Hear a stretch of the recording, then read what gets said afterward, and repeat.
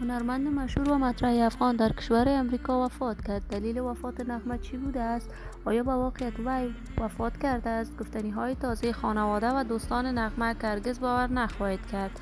نغمه بار دیگر با کی ازدواج کرده بود؟ وی از شوهر دومش هم جدا شده بود و یا هم خیر؟ من در این ویدیو پیرامون حقایق همین ماجرا خواهم پرداخت، پس در ادامه با کانال دنیا اینفو باشید.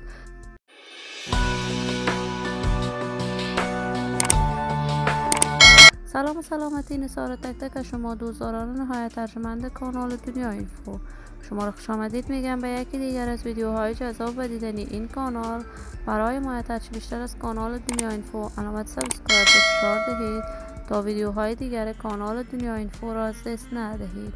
نغمه هنرمند مشهور، مطرح و سرشناس در هنر موسیقی افغانستان علاقمندان و دوستداران خاصی داشته است. این هنرمند محبوب و مطرح افغانی پشتون می باشد ولی بزرگ شده ولایت زیبای کابل است. عاشقانه هنر موسیقیش را به پیش می برد. دوستداران خاصی داشته است. نغمه در سن 18 سالگی با منگل ازدواج کرد. ثمره ازدواجش 5 فرزند می باشد، اما در سال 2006 از منگل جدا شد. این همه در حالی بود که نغمه با منگل آهنگ‌های مشترک بیشماری سرودند که تاکنون گوشنواز مردم افغانستان بوده است. نغمه هنرمند افغانی است که از مرزهای افغانستان کارهای هنر موسیقیش فراتر بوده است.